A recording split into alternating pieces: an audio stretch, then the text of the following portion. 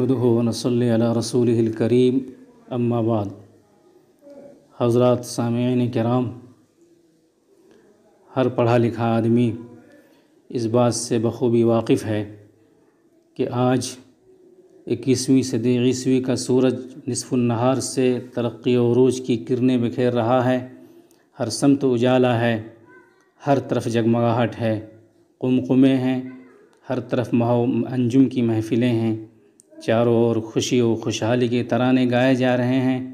کائنات کی لامحدود وسعتوں میں انسانوں نے کمندیں ڈال کر فلسفی کی زبان میں اپنے مجسم لامحدودیت کا ثبوت پیش کر دیا ہے۔ ایک سے بڑھ کر ایک کارنامے اسٹیج ہو رہے ہیں۔ بڑے بڑے جیالے میدان کارزار میں اتر کر اپنے فن، اپنے کمال اور کرتب و جوہر دکھا کر تھوڑی دیر کے لیے دنیا کو محو حیرت بنا رہے ہیں۔ ساری دنیا سراپا مست و مگن بنی ہوئی ہے اور ہر طرف بابر بیش کوش کے عالم دوبارہ نیست کا منظر ہے۔ چھوٹے قد والے انسانوں نے اپنے سے بڑوں کی نقالی شروع کر دی ہے۔ مادیت کے اس دور میں اور ترقی و تیز رفتاری میں ہر فرد بشر منافست اور آگے بڑھنے کے لیے تیار ہے، لیکن اہل نظر جب ان قمقموں اور جگمگاہٹوں میں جھانک کر دیکھتے ہیں تو انہیں یہ ترقی، یہ روشنی، یہ فن اور کمال کاٹنے لگتے ہیں۔ ان کا دم گھٹنے لگتا ہے، ان کا ضمیر، ان کا دل و دماغ انہیں کچوکے لگاتا ہے۔ وہ خود کو اندر سے ٹوٹتے اور بکھرتے ہوئے محسوس کرتے ہیں۔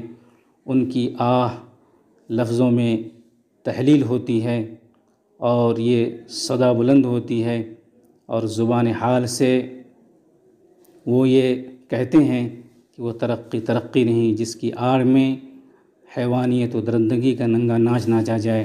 وہ کمال نہیں جو انسانیت کے معیار سے دھکیل کر پستی میں ڈال دے۔ وہ فن کہے جانے کے قابل نہیں جس کے ماہرین انسانوں کے درد کا درما نہ ڈھونڈ پائے۔ وہ عروج نہیں جس کے سائے میں انسان کے خون کا پیاسا بن جائے۔ وہ روشنی ہرگز نہیں جس کے عین چمک کے درمیان دو شیزاؤں کی عزت نیلام ہو جائے اور روشنی سے گزرنے والے اپنی آنکھیں موند لیں۔ وہ جگمگاہٹ کس کام کی جس پر تیرگی کو منہ چڑھانے کا موقع ہاتھ آ جائے۔ ایسی خوشی و خوشحالی سے کیا فائدہ جس کے پیچھے کمزوروں اور مظلوموں کا خون بہہ رہا ہو اور ادب و احترام سسک کر دم توڑ رہا ہو۔ دنیا کے ماہرین و عقلاء کے لیے بلا شبہ آج کے یہ حالات چیلنج بنے ہوئے ہیں۔